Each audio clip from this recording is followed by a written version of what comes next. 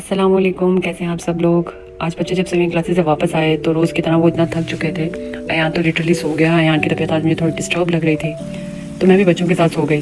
तो जब मेरी आँख खोली तो काफ़ी लेट हो चुका था, 8 बज रहे थे। तो सोचा जो सबसे जल्दी बन सकता है वो बना लेते हैं। तो मैंने अचार गोश्त बना लिया सबके लिए। मैं ना अयान के बारे में बात करती हूँ आपसे। स्कूलिंग के बारे में बात करनी थी। अयान के ना जब हमने स्कूल लगाना था तो एक तो हमारे कॉन्सेप्ट ये था कि मेरा बेटा स्कूलिंग के लिए जा रहा है जहाँ पे उसके पास बुक्स होंगी, उसका एक यूनिफॉर्म होगा। मैं ना उसका एडमिशन जब हो रहा था ना, जैसे वो लोग चलान फार्म देते हैं, तभी ना मैंने उनसे पूछा कि अयान की बुक्स कौन सी हैं, अयान का यूनिफॉर्म कैसा होगा। मैंने तो उनसे बार बार एक ही बात कर रही थी। अच्छा, उन्होंने मुझे उस वक्त ये कहा कि नहीं बुक्स नहीं देते अभी इतने छोटे बच्चों को, हमें जो पढ़ाना होता है हम यहीं से पढ़ाते हैं, बच्चों को करते हैं। यूनिफॉर्म अभी आया नहीं बच्चों का। चले, मैंने कहा चले ठीक है। वो कहते बाद में आएगा जिस तरह। मैंने कहा चलो ठीक हो गया। हालांकि मैंने ये बात बार बार नॉमिनेट किया उनसे।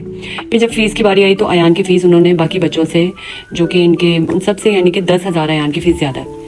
चलो ठीक है, अयान का स्पेशल किट करके उन्होंने फीस ज़्यादा ले ली, लेकिन वो उसको टाइम ही नहीं दे रहे हैं अयान को। हफ्ते के 4 दिन वो 2 घंटे के लिए जाता है, ठीक है।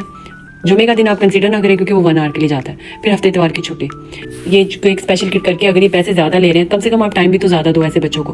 फिर वो अयान की थेरेपी स्टार्ट कर दी उन्होंने, जबकि अयान को थेरेपी की ज़रूरत कभी भी नहीं थी।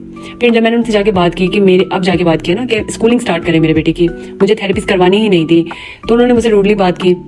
अगर आपको स्कूलिंग स्टार्ट करवानी थी तो आप स्टार्ट में ही ये बात करते। अब तो मैंने जो एक सिलसिला शुरू कर लिया है, चाहे उसमें 6 मंथ लगे चाहे साल लगे, मैं खुद अपनी मर्जी से जब मुझे कंफर्टेबल लगेगा तो मैं उसको आगे मेन स्ट्रीम में करूँगी। मैंने कहा चलो ठीक है।